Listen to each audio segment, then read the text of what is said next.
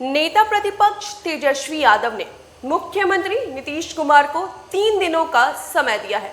यह समय जातिगत जनगणना को लेकर के है, क्योंकि एक बार फिर से जातीय जनगणना को लेकर के सियासी बवाल मच चुका है।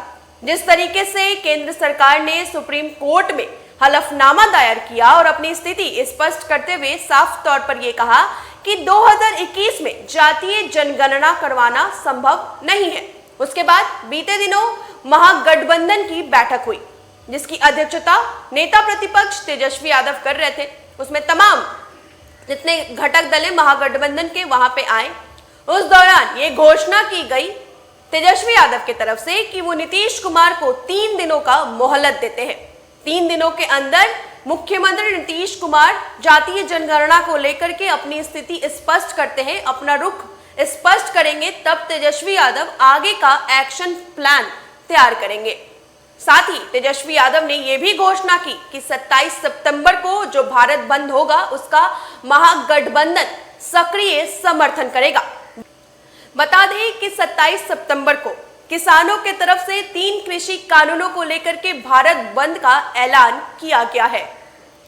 जातिगत जनगणना के मुद्दे पर केंद्र सरकार के सुप्रीम कोर्ट में हलफनामे के बाद बिहार में संयुक्त विपक्ष ने दबाव बढ़ा दिया है। नेता प्रतिपक्ष तेजस्वी यादव के नेतृत्व में महागठबंधन के घटक दलों ने शुक्रवार को बैठक करके नीतीश कुमार को जातिगत जनगणना पर रुख स्पष्ट करने के लिए 3 दिनों की मोहलत दी है। तेजस्वी ने कहा कि एक बार नीतीश कुमार का पक्ष सामने आ जाए, उसके बाद हम लोग अपना एक्शन प्लान बनाएंगे। तेजस्वी ने 27 सितंबर को किसानों के भारत बंद का सक्रिय समर्थन देने की घोषणा की है। राबड़ी देवी के आवास में राजद, कांग्रेस और वाम दलों के शीर्ष नेताओं के साथ बैठक के बाद तेजस्वी ने मीडिया को बताया कि जातीय जनगणना की लड़ाई जारी रहेगी। बिहार विधानसभा और विधान परिषद से 2-2 बार सर्वसम्मति से प्रस्ताव पारित कर केंद्र को भेजा जा चुका है। ये बिहार की इच्छा है, राष्ट्र हित में है। मुख्यमंत्री के नेतृत्व में बिहार के सारे दल भी प्रधानमंत्री नरेंद्र मोदी से 23 अगस्त को मिलने गए थे। हमने प्रस्ताव दिया था कि अगर केंद्र सरकार जातीय जनगणना के लिए तैयार नहीं होती है तो राज्य सरकार को अपने खर्च पर इसे करवाना चाहिए। केंद्र सरकार ने महाराष्ट्र के हलफनामे के बाद तय कर लिया है कि जातिगत जनगणना के पक्ष में नहीं है। तेजस्वी ने कहा कि ऐसे में अब नीतीश कुमार को अपना स्टैंड साफ करना चाहिए। केंद्र में उनके गठबंधन की सरकार है, उनके पास 3 दिनों का समय है। उसके बाद संयुक्त विपक्ष अपना कार्यक्रम तय करेगा। सुप्रीम कोर्ट में जब मालूम हो कि जातीय जनगणना को लेकर के केंद्र सरकार से उम्मीद लगाए नीतीश कुमार को बड़ा झटका लगा है। हाई कोर्ट में नरेंद्र मोदी की सरकार ने कहा कि वो जातिगत जनगणना करवाने के पक्ष में नहीं है। मौके पर जदयू के नेता कहते रहे हैं कि केंद्र के मना करने पर भी वो खुद के खर्च से बिहार में जातीय जनगणना करवा सकते हैं। तो जातिगत जनगणना को लेकर के एक बार फिर से रार छिड़ चुकी है। विपक्ष ये कतई बर्दाश्त करने को तैयार नहीं है कि 2021 में जातीय जनगणना नहीं होगी। अब अपनी आवाजें लगातार विपक्ष के नेताओं के तरफ से उठाई जा रही हैं। अब इंतजार है तेजस्वी यादव को नीतीश कुमार के फैसले का।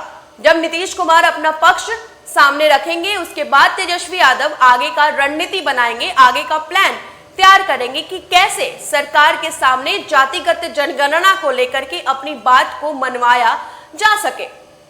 गौरतलब हो कि 23 अगस्त वो दिन आप याद करिए जब बिहार का एक प्रतिनिधि मंडल नीतीश कुमार के साथ प्रधानमंत्री नरेंद्र मोदी से दिल्ली में मुलाकात करने गया था।